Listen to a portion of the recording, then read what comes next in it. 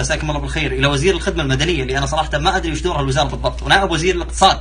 الآن المسألة تعدت الضحك وسعة صدر الطقطقة، الآن صرنا عالميين، شللنا فوق ببساطة. بدال لنحاتي إن غسيلنا ينتشر خليجيا صار عالميا، بدال لنحاتي إن مراهق يجي بالسوشيال ميديا غبي أهبل يطمس صورتنا قدام الناس، الحين صرنا نخاف من وزاراتنا تجيب العيد.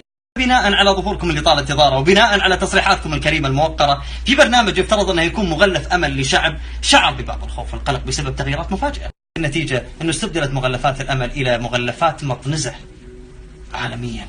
سؤال لمعاليكم، هل قرأتوا وش كتبت الصحف العالمية عنه؟ صحيفة التايمز العالمية تقول أن السعوديين الكسالى على حافة الإفلاس، بينما CNN تقول أن إنتاجية الفرد السعودي ساعة واحدة في اليوم، واللي ما يشوف يتفرج وزغرطي أم صراحة. فبغض النظر أن الدراسة هذه أجريت قبل 15 سنة من أستاذ بمعهد الإدارة، وطلب من وزير الاقتصاد وقتها أنه ما يعتمدها أو يستند إليه. بغض النظر عن هذا كله، أنا كمواطن يا معاليكم كيف أقبل من وزير من منصة إعلامية يفترض أني أستند إليه بطمس إنتاجيتي؟ كيف أقبل من مجتمع عالمي يصفني بالكسول؟ كيف نقبل يا معالي الوزير بطمس أنفسنا بأنفسنا لمواطن هو نفسه اللي أثبت كفاءته وبراعته في المؤسسات الحكومية والبنوك والمصانع والمستشفيات والبتروكيماويات وغيره؟ نقبل بمجتمع يصفنا بالكسالى بينما جنودنا في السلك العسكري ملازمين لثغورهم يستشهدون كل يوم في الحد الجنوبي؟ إجابة مقنعة بالله كيف نقبل؟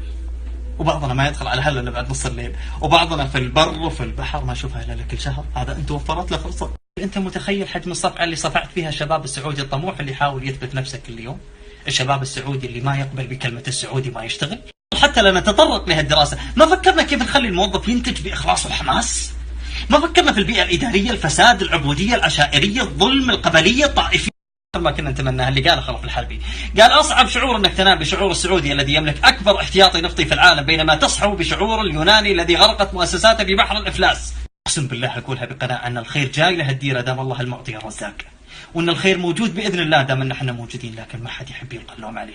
الأمر خذوا البدلات اللي تبونها، خذوا الرواتب اللي تبونها، احنا راضين. هذه مصلحة بلد، مصلحة البلد هذا بتعود علي أنا اللي باكل من خيرها مستقبلا، لكن لا تخصموا من قيمة السعودي.